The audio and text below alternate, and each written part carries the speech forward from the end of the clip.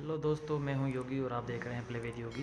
तो आज हम बात करेंगे थर्ड हॉर्समैन फ्यूरी के बारे में और उसमें आने वाले सभी विलन के बारे में। तो फर्स्ट विलन जो फ्यूरी गेम में हमको देखने को मिलता है वो है प्राइड, जिसका मतलब होता है घमंड।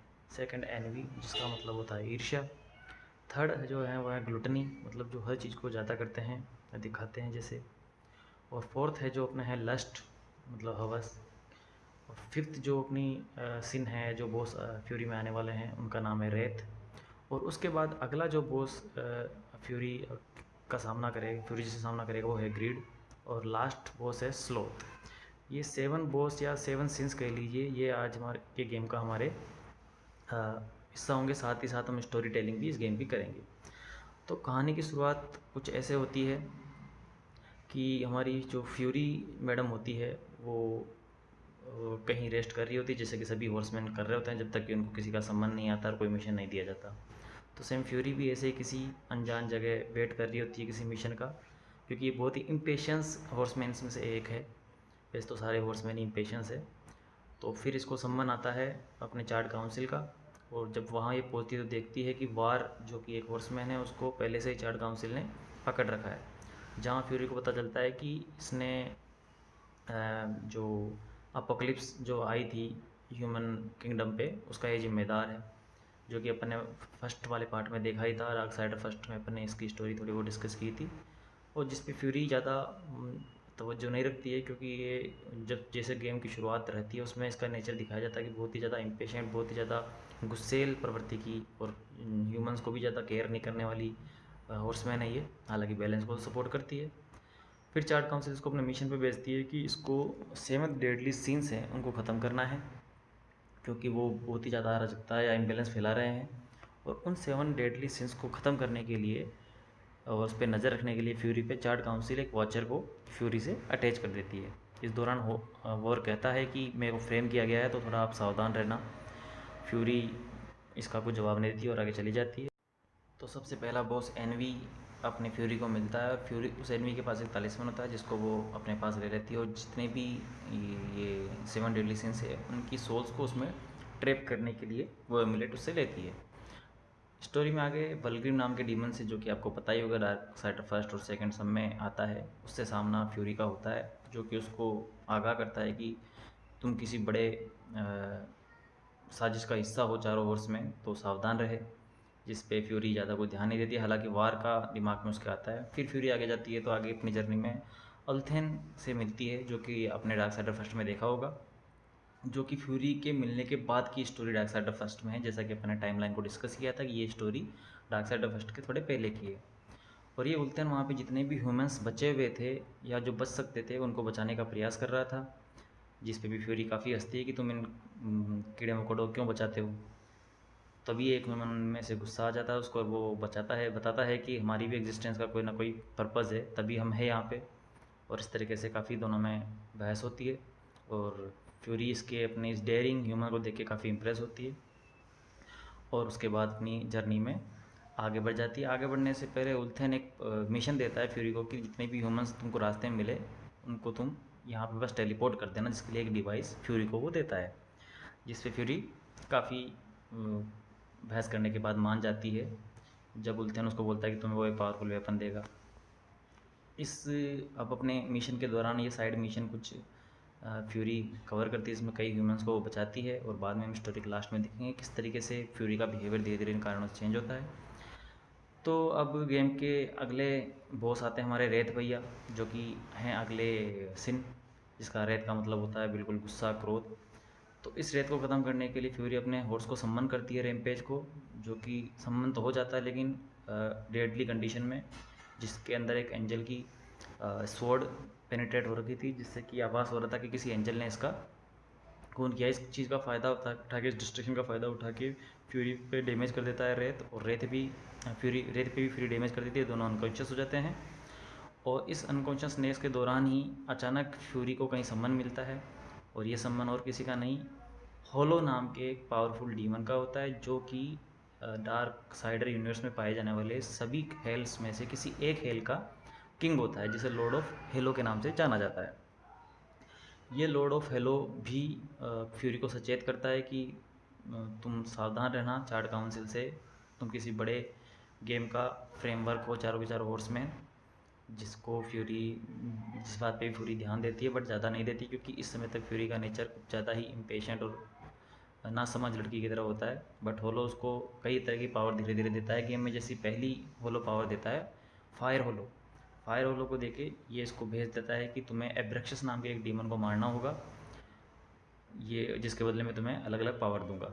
और इस डीमन को मारने के दौरान और कई सारे मिशंस वो पार करती है और कई सारे डेडली सिंस को भी पार करती है। इसी क्रम में आगे अगला जो डेडली सीन मिलता है वो होता है ग्रिड। ग्रिड को ख़त्म करने के बाद फोर्समैन को पुनः होलो सम्मन करता है और एक नया स्टैटिक होलो करके उसको पावर देता है, जिस पे अगेन उसको अपने मिशन पे भेज देता है। आगे उसका सामना प्राइड, जो कि 7 डेडली सिंस में से एक बहुत ही पावरफुल डेडली सिन है, जिसका सामना फ्यूरी अपनी इन पावरों के साथ नहीं कर सकती थी। और प्राइड को इस चीज़ का घमंड था और वो एक बहुत बड़ी गलती यहाँ करती है कि फ्यूरी को अलाइव छोड़ देती है इस घमंड में कि ये तो कभी भी मैं इसको मसल दूंगी, और इसको बोलती है कि तू मेरे लायक बन पहले, उसके बाद मुझसे लड़ना। उसके बाद फ्यूरी अपने इस मिशन के दौरान आगे बढ़ती है और आगे बढ़ते हुए उसको अगला जो डेडली सीन मिलता है वो है स्लोथ। और स्लोथ को ख़त्म करने के बाद, उसकी पावर को ऑब्जर्व करने के बाद आगे बढ़ने पर एक एंजल से फ्यूरी का सामना होता है, जो कि एक आर्क एंजल होता है, जिस पे फ्यूरी बहुत ज़्यादा गुस्सा होती है, क्योंकि किसी एंजल ने ही रैम्पेज को मारा था ऐसा फ्यूरी को लगता है। जिस पे कि आर्क एंजल कहता है कि ऐसा नहीं है, हम तो बहुत ही पहले ही बहुत बुरी स्थिति में हैं, काफ़ी सारे एंजल्स ख़त्म हो चुके हैं, हम क्या किसी को मारेंगे। और जिस पे फ्यूरी बिलीव तो नहीं करती, बट हाँ एक तरह से कॉशियसली उसको फॉलो करती है। जहाँ पे ये एंजल फ्यूरी को बताता है कि लस्ट नाम की एक 7 डेडली सिन है, जिसको कि कोई डीमन पावर दे रहा है, जो कि अनडेड को ज़िंदा करने की पावर उसके पास आ चुकी है, जिसके कारण कई अनडेड को वो ज़िंदा कर देती है, जिसके कारण हमको बेफिजुल और अनडेडों से भी लड़ना पड़ता है। और इससे हम अपने मिशन से भटक रहे हैं और हमारे कई एंजल्स इसमें ख़त्म हो रहे हैं। तो इसी दौरान ये जो आर्क एंजल है ये एक वेपन इसको देता है, क्रॉस ब्लेड, जिसकी हेल्प से ये लस्ट को ख़त्म कर सके और अपनी जर्नी में हेल्प ले सके।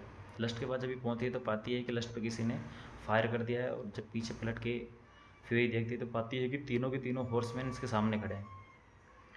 पहले तो तीनों हॉर्समैन को देख के काफ़ी शॉक्ड और खुश होती है, बट बाद में इसको रियलाइज़ होता है कि कुछ गड़बड़ है, और ये इसको पता चल जाता है कि यह सब लस्ट का एक मायाजाल था, एक भ्रम था, जिसको दूर करने के बाद अपनी लस्ट फ्यूरी भी और फ्यूरी काफ़ी ज़्यादा एंग्री हो जाती है और इस लस्ट से युद्ध करना शुरू कर देती है। तभी वहाँ पे आर्क एंजल आ जाता है, लेकिन इस आर्क एंजल के आने से फ्यूरी को कोई फ़ायदा तो नहीं बल्कि नुकसान हो जाता है, क्योंकि लस्ट उसको अपने कंट्रोल में कर लेती है। फिर इन दोनों को फ्यूरी को हराना होता है, और लस्ट को हरा के उसकी पावर को तलिस्मान में एब्जॉर्व करके और आर्क एंजल को किसी तरीके से बचा के फ्यूरी अपनी जर्नी पे आगे निकल जाती है।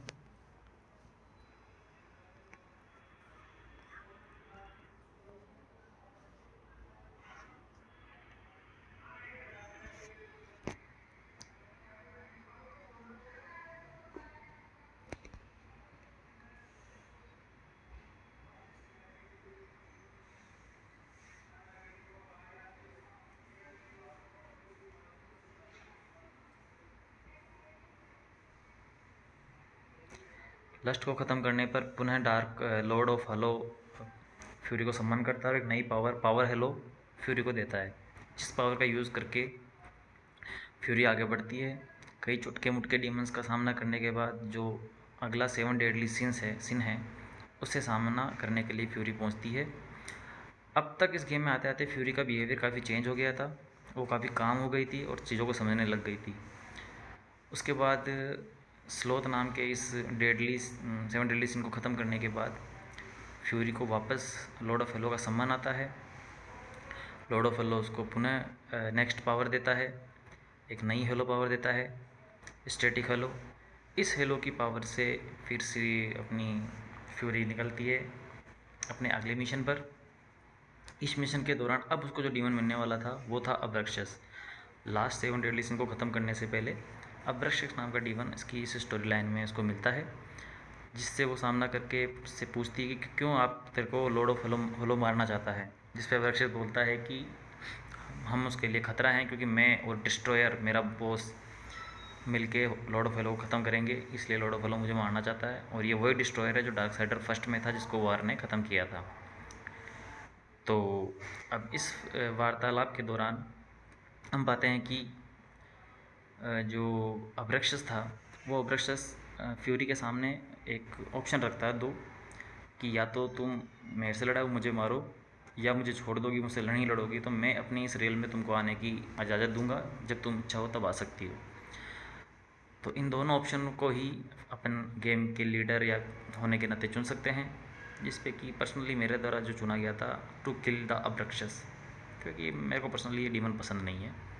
पता नहीं कैसे अजीब वो सींग, गरीब सींग, और काफ़ी ज़्यादा स्केरी टाइप का डीमन है। लॉर्ड ऑफ हेलो काफ़ी इससे अच्छा सुंदर है। तो दोनों के अपीयरेंस के हिसाब से मेरे को अब्रक्षस बहुत ज़्यादा बुरा लगता है, जिससे कि मैंने ये चुना और इस अब्रक्षस का काम तमाम किया। इस अब्रक्षस को ख़त्म करने के बाद जब लॉर्ड ऑफ हेलो के पास अपन पहुँचते हैं, तो लॉर्ड ऑफ हेलो इससे काफ़ी खुश होते हैं और फ्यूरी को बताते हैं कि तुम किसी बड़े गेम का किस्सा हो। चार्ड काउंसिल में भी पहले चार्ड काउंसिल के अंदर ही काम करता था, जिसका मुझे बहुत ज़्यादा पछतावा है, क्योंकि चार्ड काउंसिल ने मुझे ही फ्रेम किया था। और जो ह्यूमंस का जो डेवलपमेंट हुआ था, बेसिकली वो हुआ ही था कि वो इवोल्व होएं और बैलेंस को बनाए रखें। बट कोई है जो नहीं चाहता कि ह्यूमंस इवोल्व हो और बैलेंस को बनाए रखें, और तुम्हें इसी चीज़ का पता लगाना है। हालांकि तुम इसके लिए चार्ड काउंसिल से सावधान रहना। और इस तरीके से सचेत करके लॉर्ड ऑफ हेलो अपनी बॉडी को वहीं त्याग देता है और ख़त्म हो जाता है और वेपराइज हो जाता है। जब लॉर्ड ऑफ हेलो वेपराइज होता है और अपनी इन चीज़ों को आगाह करके, फ्यूरी को आगाह करके, तब अपने पीछे एक रेलिक छोड़ता है, जिसमें इस लॉर्ड ऑफ हेलो का सारा एसेंस होता है। और इस रेलिक का पर्पज़ क्या है, ये हमें गेम के अंत में पता चलेगा। उसके बाद अगला 7 डेडली सीन मिलता है रेथ, जो पहले अनकॉन्शियस हो गया था, जैसा कि अपन ने शुरू में जाना था। इस बार लेकिन इसको अनकॉन्शियस होने का समय अपनी फ्यूरी मैडम नहीं देती है, क्योंकि फ्यूरी बहुत पावरफुल हो जाती है। इसको ख़त्म करने के बाद फ्यूरी पहुंचती है अपने लास्ट डेडली सीन प्राइड के पास, जो कि इसका इंतज़ार कर रही होती है। और प्राइड से काफ़ी अच्छी फाइट करने के बाद, क्योंकि ये इस गेम का काफ़ी अच्छा पावरफुल विलन था, इसको ख़त्म कर देती है फ्यूरी। और इसको ख़त्म करने के बाद फ्यूरी को पता चलता है कि एक्चुअली ये 7 डेडली सीन का लास्ट डेडली सीन नहीं था। जो डेडली सीन शुरू में ख़त्म किया था फ्यूरी ने, एनवी नाम का, एक्चुअली वो एनवी थी नहीं, वो फ्रेम किया हुआ था इस फ्यूरी से जुड़े हुए वॉचर के द्वारा। एक्चुअली ये वॉचर ही था लास्ट डेडली सीन एनवी। और अचानक ये प्लॉट रिवील होने के बाद फ्यूरी को ये एनवी डैमेज कर देती है और सारी पावर्स खुद के अंदर ले लेती है एनवी, क्योंकि ये सबको मार नहीं सकती थी। और सारी पावर्स को खुद के अंदर लेने के बाद फ्यूरी को घायल कर देती है, और कुछ पावर फ्यूरी की भी अपने इस एमुलेट के अंदर सक कर लेती है, जिससे कि वो आगे चार्ड काउंसिल से अपनी इन चीज़ों का बदला ले सके। और बेसिकली बदला क्या ले सके, ये वैसे भी चार्ड काउंसिल की विचारधारा से अलग थे, इसी कारण चार्ड काउंसिल अपने पर्सनल पर्पस के कारण इनको मारना चाहता था। बाकी ये कोई डिसबैलेंस नहीं करना चाहते थे। बट चूँकि इनकी विचारधारा हमारे चार्ड काउंसिल भैया से नहीं मिलती थी, तो इसी पर्पस के कारण उसने इन सबको किल करने के लिए कहा था। और इसी का रिवेंज लेने के लिए एनवी पहुंच जाएगी अब हमारे चार्ड काउंसिल के पास, जिसके लिए उसको पावर चाहिए थी। तो ये पावर उसने जितने भी 6 डेडली सिंस थे उनकी ऑब्जर्व कर ली, और कुछ पावर्स अपनी फ्यूरी की ऑब्जर्व कर ली। उसके बाद फ्यूरी को इसने नीचे गिरा दिया, और ये फ्यूरी जब होश संभालती है तो पाती है कि ये वहाँ पहुँच चुकी है जहाँ उल्थेन और बाकी ह्यूमंस थे, जहाँ ये अपने आप को काफ़ी कमज़ोर महसूस करती है। जिस पे कि जो ह्यूमन शुरू में उसको मिला था वो इसे मोटिवेट करता है और उसको अपना पर्पस याद दिलाता है कि किस लिए चारों हॉर्समैनों का जन्म हुआ था, और इसको मोटिवेट करके वापस की जो खोई हुई जो आत्मशक्ति थी, जो खो गई थी, उसको वापस पुनः जागृत करता है। यहाँ पे उल्थोन उसको बताता है कि मैंने एक पोर्टल बनाया है, ये पोर्टल जो इंसान जहाँ जाना चाहता है उसको वहाँ पहुँचा देता है। जिसकी और फ्यूरी जब इसके अंदर प्रवेश करती है तो ये पाती है खुद को चार्ड काउंसिल के सामने।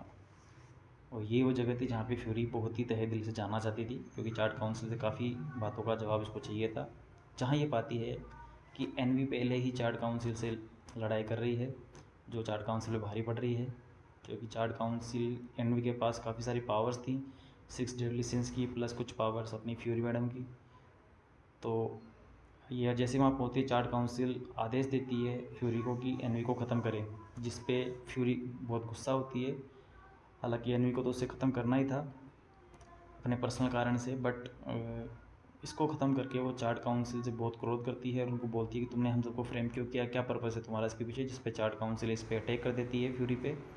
और फ्यूरी वही रेलिक जो होलो से मिला था, लॉर्ड ऑफ होलो से मिला था फ्यूरी को, उसको सामने कर देती है, जिससे कि चार्ट काउंसिल काफ़ी घबरा जाती है और इस रेलिक को चार्ट काउंसिल को देने की डिमांड करती है, जिस पे कि फ्यूरी को नहीं देती है और कहती है कि अभी मुझे इस रेलिक का यूज़ करना नहीं आता, लेकिन मुझे पता है कि ये तुम तीनों चार्ट काउंसिल के लिए ही बना है।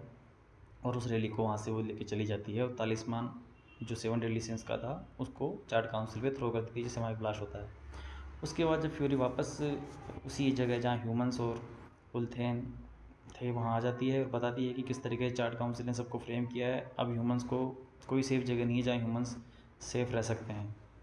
और साथ ही साथ यहाँ पे डिस्ट्रॉयर ने अटैक भी कर दिया था इन ह्यूमंस पे इस ठिकाने का बता करके, जिस पे कि उल्थेन बोलता है कि अब इनको एक प्रोटेक्टर की आवश्यकता है, अदरवाइज़ ये ह्यूमन यहीं ख़त्म हो जाएंगे और बैलेंस, जिस बैलेंस के लिए तुम चारों हॉर्समैन को बनाया गया था, वो बैलेंस पूरा डिस्टर्ब हो जाएगा। जिस पे कि फ्यूरी कहती है कि अब इनको कौन प्रोटेक्ट करेगा, कैसे करेगा। तो उल्थेन बोलता है कि तुम्हारे अलावा ऐसा कोई नहीं कर सकता है। और हमारी फ्यूरी मैडम फिर चली जाती है सारे हॉर्स में, सारे ह्यूमंस को लेके ऐसी जगह जहाँ पे ये सब एंजल्स, डीमंस, चार्ट काउंसिल की नज़रों से दूर है। अब ऐसी कौन सी जगह थी, कहाँ फ्यूरी गई थी, ये शायद हमें गेम्स के अगले आने वाले हिस्सों में